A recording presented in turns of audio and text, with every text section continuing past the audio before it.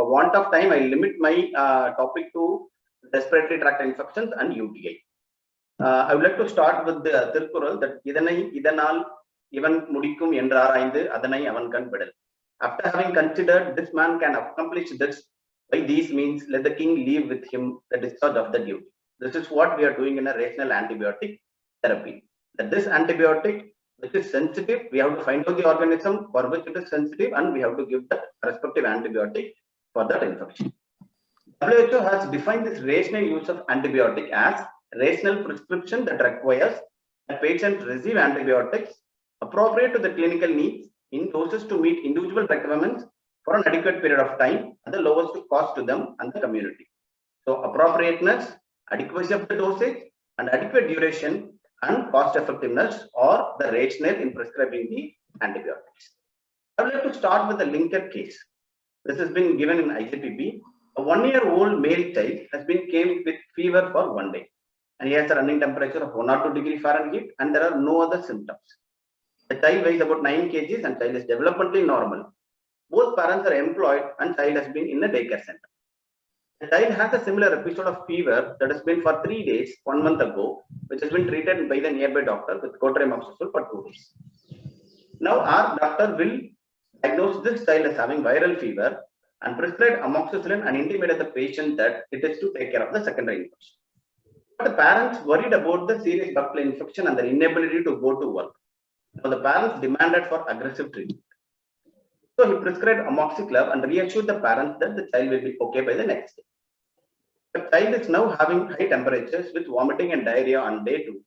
And now the doctor stopped amoxiclav and prescribes ofloxacin and orders a CBC, Vidal and dengue NS. He also tells the parents that it could be due to typhoid or dengue and gave injection ceftriaxone 1 dose and advises to take the injection ceftriaxone along with oral ofloxacin. But the infant still has high-grade fever with vomiting and gets admitted on day 4 in a tertiary care center, where a CBC and urine analysis was done. The urine shows plenty of pus cells, which is diagnostic of UTI, and the child was started on piperacillin tazobactam, and child gets better in 24 hours. Urine culture shows ESBL E. coli with a colony count of 10 to the power of 5 per ml and sensitive to piptas and amicus. The infant is discharged with amikacin as a step-down therapy and recovers completely. On follow-up scan, it shows that the child is having grade 3 reflux on one side and child is on nitrofurantoin prophylaxis. Now child is doing well. What are the lessons learned from this case? The child presented with fever without any localizing signs. Usually in viral fever, we will have some amount of localizing signs. And here there is no definitive diagnosis has been made before prescribing antibiotics. That is also not even once or thrice. Always remember, before prescribing an antibiotic, we have to make a provisional diagnosis. Short duration of antibiotics in these children without any evidence of the bacterial infection is there.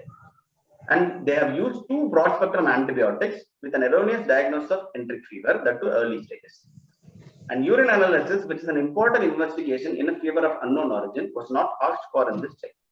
So remember, in any child less than 3 years, any febrile child less than 3 years, without any focus, must have an investigative panel, including urine analysis. Vidal was done on day 4 of fever without any blood cultures. The parental anxiety and pressure has made the doctor to prescribe an irrational antibiotic, and this irrational antibiotic prescription leads the child to hospitalization. Now, the child is also suffering with ESBL UTI, which has occurred in infant because of incomplete treatment, which has been done earlier, that may lead to drug resistance of this. Why we need to go for a rational antibiotic therapy? Because by prescribing this antibiotic in a rational manner improves the better care for patients, and it combats the antimicrobial resistance, and it prevents the misuse of antibiotics, and it also reduces the cost of treatment. Now, this misuse of antibiotics, why it occurs in our practice? First thing is because of lack of awareness and evidence-based practice. Second thing is for fear of secondary infection. Most often, most of ourselves will prescribe antibiotics for this reason. Third thing is it gives a false sense of security. Majority of the times, the doctors and the other people will tell you that I have prescribed antibiotics, this much I have already done, then what else I can do? So they feel that by prescribing an antibiotic, that means they have a sense of security.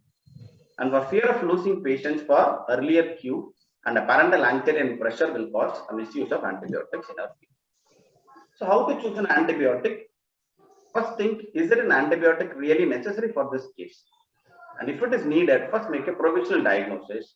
And based on the diagnosis, you predict what are the organisms that has been commonly caused this diagnosis. Consider the sensitivity pattern with respect to the organism and also with respect to the area of practice.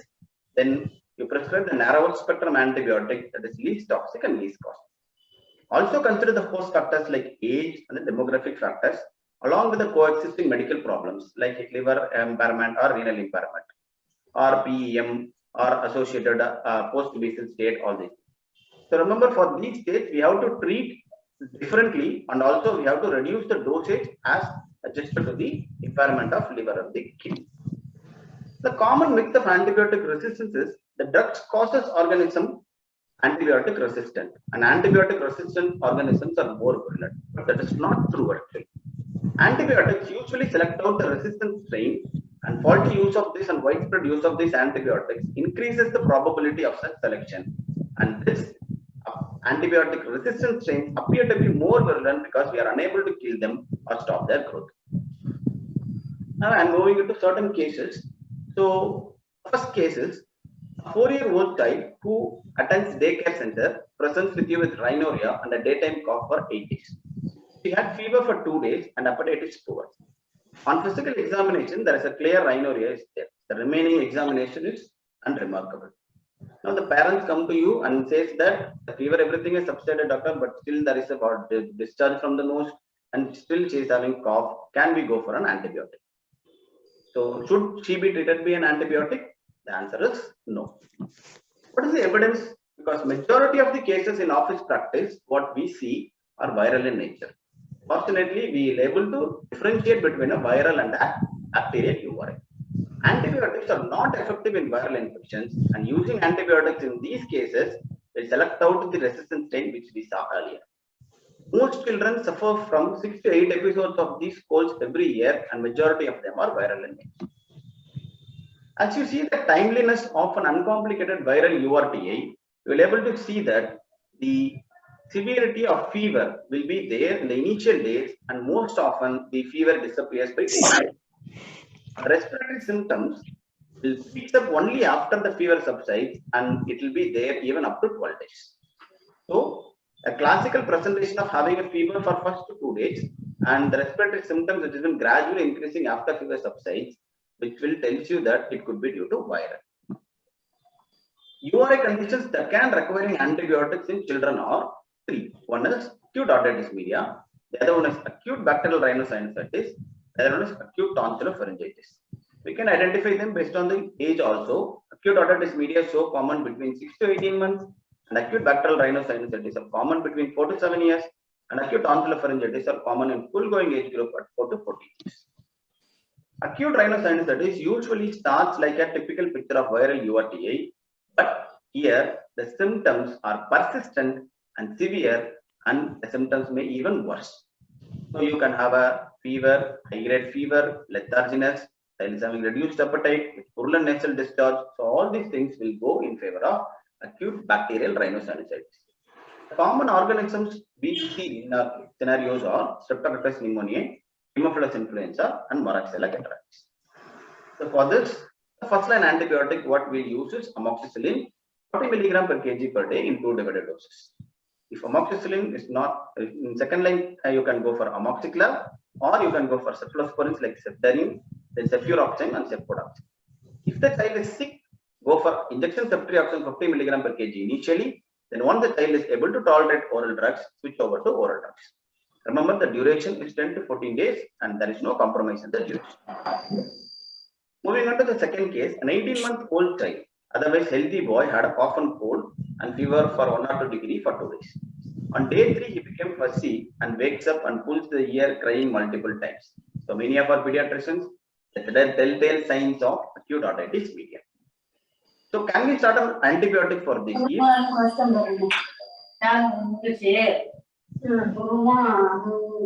I think somebody should unmute their mic. It is interfering with the presentation. Thank you. So once even in acute otitis media, we have to stratify the baby, go for an antibiotic treatment. We have to stratify based on the severity, laterality, and age. If the child is having severe otalgia which has been persistent for more than 48 hours, and if the temperature is very high, we have to go for this. If it is bilateral, we have to go for an antibiotics. And if the age is less than 2 years, we have to go for an antibiotic. So children less than 2 years having bilateral otitis media and it is severe, then we have to go for an antibiotic. If the child is having unilateral and non-severe in a child about 2 years, we have to wait for remaining 48 hours. If it is not subsided even after 48 hours, then we can start an antibiotic. Since the respiratory tract, that is the pharynx and the ear, particularly middle ear, shafts the common mucosa, the organisms that have been causing acute otitis media are all the same. So here also you'll have Streptococcus pneumoniae, Haemophilus influenza, and Moraxella catarrhalis, and the treatment is similar to sinusitis. In newborn less than 2 weeks, we have to keep in mind that gram-negative bacillus along with Streptococcus and Staphylococcus can also cause acute otitis media, and in older children, Streptococcus pyogenes should be kept in mind, but it is also sensitive to amoxicillin. If you want to go for an amoxiclav as an initial drug, then it should be a child which has been received amoxicillin within 30 days, or if there is any associated purulent conjunctivitis, or if the child is having recurrent otitis media with poor response to amoxicillin, then we can choose amoxiclav as the initial drug. Case 3 is a 6-year-old boy presented with fever of 39 degrees centigrade, throat pain, vomiting. He has a swollen red tonsil with purulent discharge and also having tender anterior cervical lymphadenopathy. The diagnosis, it is acute bacterial tonsillopharyngitis, and we know that the common organism is Groupia beta hemolytic streptococcus. Can we start an antibiotic? Before going into that, we have to see some score. This is McIsaac Center score, which shows a temperature of more than 38 degrees without cough, tender anterior cervical adenopathy, the tonsillar swelling or exudates with age 3 to 14 years. All these things has given 1 point, and age 15 to 45 years has given 0 points. And we have to calculate the score. For us, the child is having temperature more than 38 degrees, there is no cough, there is a tender anterior cervical lymphadenopathy, there is a tonsillar swelling, and the child's age is 3 to 14 years. So definitely he is having a score of about 5. Then after assigning this score, based on this decision, if the score is 0, the likelihood of Groupia beta hemolytic streptococcal percentage is very less, 2 to 3%. So there is no culture and no antibiotic is required. If the score is 2 or 3, then the likelihood is between 10 to 28%. First do culture. Since the likelihood is very less, first do culture and treat only if it is culture positive. If the score is of 4 or 5, then the likelihood is very high, even a more than 50%. So treat with antibiotics on clinical grounds itself without any culture. Now our child have a score of 5, so we have to go to start an antibiotic. The common antibiotics as per this is a primary prevention for rheumatic fever itself: amoxicillin, cephalexin, cefadroxil, and azithromycin. All the first 3 antibiotics, amoxicillin, cephalexin, and cefadroxil will be given for 10 days. Azithromycin will be given up to 5 days. Case 4 is a 2-month-old baby which is brought with high fever, cough, fast breathing since 1 day. The child is having a respiratory rate of 60 breaths per minute and having lower chest withdrawal. Which antibiotic to use? So remember, in case of children less than 2 months, there is no entity called as pneumonia. All these will be categorized into severe pneumonia. So these children has to be hospitalized and given IV. The common bugs are, which we already seen, as gram-negative, bacillus, streptococcus, chlamydia, and viruses. So we have to start with third-generation cephalosporins like cefatoxim and ceftriaxone injectable along with an aminonucleic acid. If the child is not responding to this empirical therapy for 48 hours, then we can consider a second-line drug like piperacillin tazobactam. Case 5. A child with 3-year-old fever of cough and respiratory rate of 55 breaths per minute of 2 days duration, but now the child is feeding well. There is no lower chest withdrawing. SpO2 of 96% is there. There is a bronchial breathing, and the bronchial breathing is there in right side intrascapular region. And what antibiotic to use? So we know that the commonest bugs that can cause these types of pneumonias are 35% will have viruses and the remaining will have bacteria like Streptococcus pneumoniae, Haemophilus influenza, Staphylococcus, and Mycoplasma. But unfortunately, we are unable to differentiate between a virus and a bacterial pneumonia as in a case of URTI. In upper respiratory infection, we are able to differentiate based on certain findings. Whereas in case of lower respiratory infection, it is unable to differentiate this. So we will treat it with antibiotics. WHO recommends this antibiotic of about 80 milligram per kg per day in 2 divided doses for 5 days, but we are recommending 80 milligram per kg of amoxicillin in 3 divided doses. So you can give amoxicillin or cefotraxime as a second line drug. Remember, in WHO, the revised classification of IMNCA after 2019, it included the chest indrawing pneumonia in the yellow category. So even pneumonia, previously severe pneumonia will be included in chest indrawing pneumonia. Now this chest indrawing will also be included in yellow category and also be treated with amoxicillin oral drug. Only very severe pneumonia and severe disease has to be treated as IV. The next case is a 3-year-old child presents with history of cough and cold and fast breathing for 2 days. Now the child is having a flu-like illnesses 10 days back. On admission, the child is having fever for 1 or 2 degrees Fahrenheit and having a respiratory rate of 50 breaths per minute with grunting. The saturation with rumor is 90% and there are signs of respiratory distress. On examination, the respiratory system, your bilateral larynx is normal, but you have a bilateral diffuse crepitations. Within 4 hours of admission, child's respiratory status deteriorated, saturation is dipped to 85, and child requires 3 liters of oxygen, and child is drowsy with signs of hypoxia. What is the most likely cause of this childhood condition? What is the most likely cause of this child's pneumonia? Remember, in any particular child which has been started with pneumonia, particularly like bronchopneumonia condition, which deteriorates suddenly, always suspect staphylococcal pneumonia. So, what are the clues that in which we can suspect staphylococcus pneumonia? In a young child with community-acquired pneumonia, if it has been presenting severely ill, or the child is having a recent influenza, or if the child is having symptoms that does not improve with the initial beta-lactam antibiotics or macrolide antibiotic therapy, suspect staphylococcus aureus. And if the child is showing signs of anemia with the preceding skin lesions like abscess or a boil or a furuncle, as in the case of first case, then we have to suspect staphylococcus pneumonia. The radiological findings, although it is not very specific for staph aureus, may suggest of staphylococcal pneumonia are presence of thin-walled air sacs called pneumatocysts, or empyema or lochulated fluid, and any air leaks like pneumothorax, hydropneumothorax, or pneumopericardium, and bilateral fluffy infiltrates may give you a clue that we are dealing with a staphylococcal pneumonia. In staphylococcal pneumonia, most often community-acquired pneumonias are MSSAs, so mostly we can go with cloxacillin with or without aminoglycoside. If we are suspecting MRSA, then we have to go for vancomycin or clindamycin, and the second line drug for MRSA will be linezolid. And we have to go for supportive measures if there is any associated empyema, we have to drain the abscess too. Case 7. A 9-year-old child which has been comes to you with cough, fever for 100 degrees Fahrenheit, sore throat, malaise and headaches in 3 days. And child presents with non-specific erythematous rash on trunk, and child has been treated with amoxicillin, but there is no response. The child is tachypneic, there are very few crepitations, and child saturation is 95% with rumor.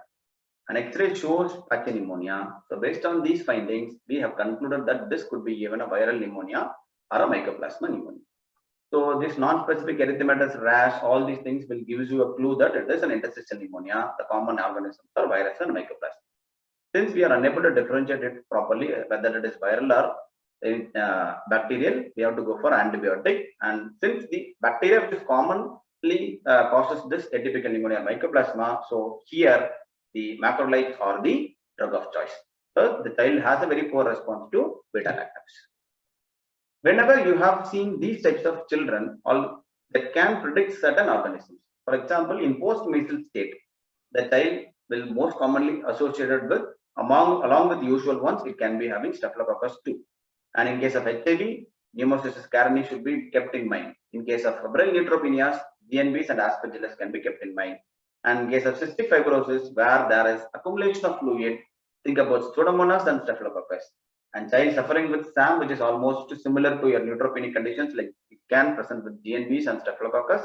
And in case of aspiration pneumonias, it could be mixed infections or with anaerobic conditions. So based on the age group also, we can identify in case of pneumonias, the first line drugs can be and second line drugs can be. In case of less than 3 months, the drug of choice will be third generation cephalosporin injections along with an aminoglycosides. And child between 3 months to 5 years, the ampicillin and amoxicillin can be given along. We can consider amoxiclav and cefuroxime in the second line. And if you want to suppose to give injections, then you can go with injection ceftriaxone and cefuroxime. Then if a child is more than 5 years, again ampicillin or amoxicillin are the drug of choice. Remember, more than 5 years, atypical pneumonias because of mycoplasma and chlamydia are common. So you have to think in terms of macrolide also to be there. In case the second line antibiotic could be ceftriaxone, cefotaxime, and also macrolides. If you are suspecting staphylococcus, then if it is MSSA, then you can go for cloxacillin. If it is an MRSA, you can go for vancomycin and clindamycin. Yeah, whenever there is a no response to empirical therapy, always think for any other complications. In case of staph pneumonia or any pneumonia, whether it is going for necrotization or abscesses or an empyema-like conditions.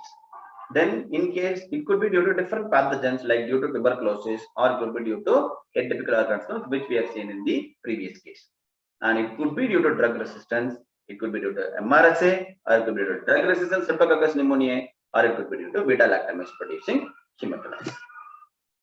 Whenever there is any cough, most often if a child is having recurrent cough, sometimes we can prescribe antibiotics. Cough antibiotics are not cough suppressants. There is only one justified usage for considering the antibiotic use when there is cough, there is pertussoid cough.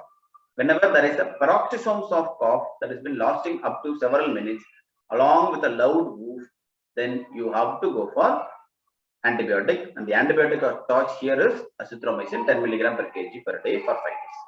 There may be sometimes associated post-pervasive vomiting along with reddening of eyes associated with coughing too in whooping cough.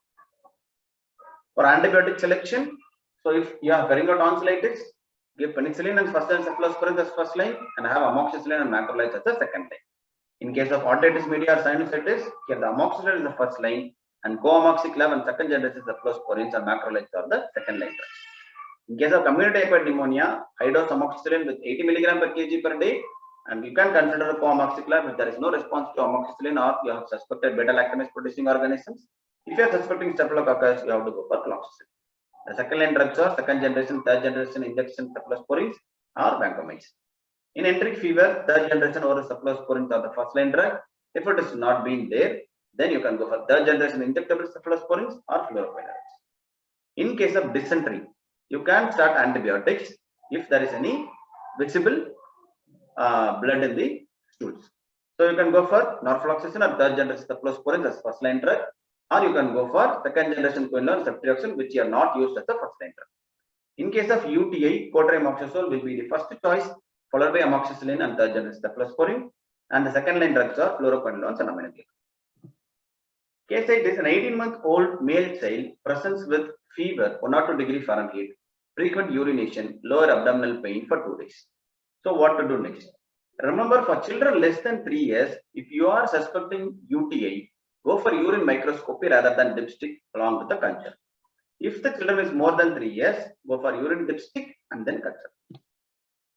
So children less than 3 years, when you are suspecting UTI, if the child is less than 3 months, if the child is having a suspected UTI, you send samples for urine microscopy and culture and initiate antibiotic treatment.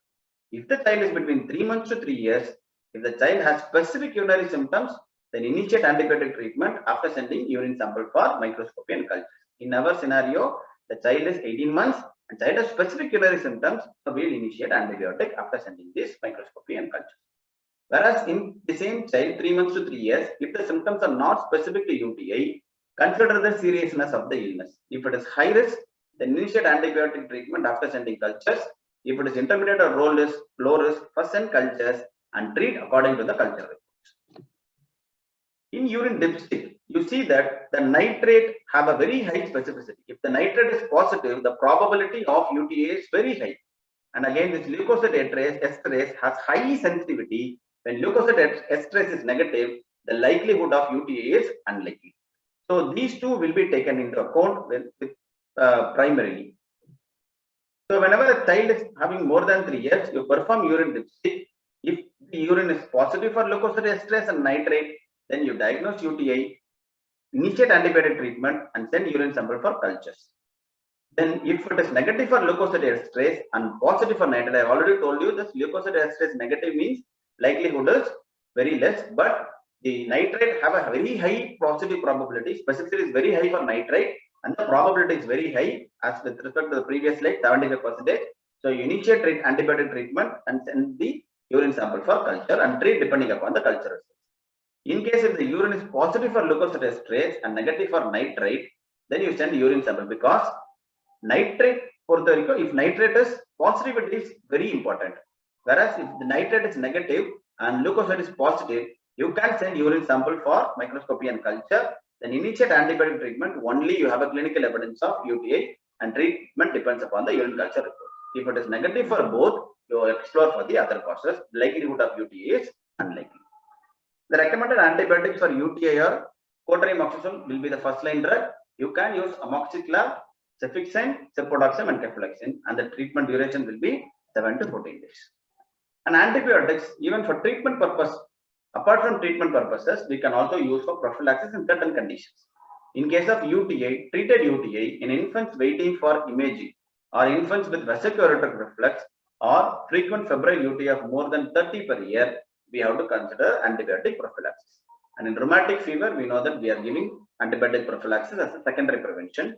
And in tuberculosis exposed, and in case of infective endocarditis prophylaxis, and in case of pertussis contacts, we have to give antibiotic prophylaxis. The golden rules for judicious use of antimicrobials.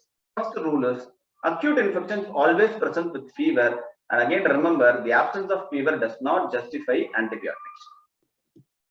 Then second rule is infection is the most common cause of fever in office practice, though not always bacterial infection. We treat majority of RTIs viral infection only. So viral infection should not be treated with antibiotics. Clinical differentiation is possible between bacterial and viral infection. In most of the times, a viral infection is disseminated throughout the system. So mostly it can affect multiple systems. So most often these children can also be affected with, also be presented with diarrhea too. And the fever is usually high at onset and settles by day 3 or day 4 in case of viral conditions. And child is comfortable and the interfebrile state is not sick in case of viral conditions. Whereas in case of bacterial condition, it is mostly localized to one part of the system.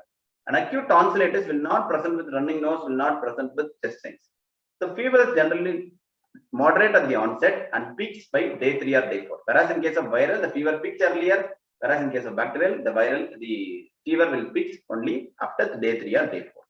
And remember, CBC does not differentiate between an acute bacterial and viral infection. Go with the clinical ground. The golden rule is the chronic infections may not be associated with fever. Here, the diagnosis is always difficult. So, order for relevant laboratory tests and consider antibiotics only if it is very sick. And you will always consider antibiotics after you will observe the progress of this children. While selecting an antibiotic, choose single oral antibiotic, either covering the suspected gram-positive or a gram-negative organism, and also take in account the site of the infection and the age of the patient. Combination of 2 antibiotics is justified only in serious bacterial infections without proof of specific organism and can be administered intravenously. At the first visit, antibiotic is justified if the bacterial infection is clinically certain, like in a case of acute tonsillitis, acute otitis media, bacillary dysentery, acute suppurative lymphadenitis, acute pharyngotonsillitis. So these areas where you can start antibiotics without any test. If bacterial infection is clinically and strongly suspected, but should have confirmed with tests, like in case of urinary tract infections, you order relevant tests and start appropriate antibiotics. In the absence of a clinical clue, but not suspected to be serious disease, always observe first without antibiotic and follow the progress, and based on this, you can go with this. I'll end with this Tirkural. Opatalai Kudi, Ulla Piridal, Anite Pulavara Todil. We met with joy, with pleasant thought, we depart. That is the learned scholar, wondrous art. I'll thank for this opportunity. I will depart with a pleasant thought. Hope you to see in the next sessions too. Thank you. Thank you, Dr. Harikrishnan, for such an excellent presentation. By using various case presentations, you dwelled on the subject of rational antibiotic therapy and used also the golden rules to help us to choose antibiotics wisely. Thank you so much.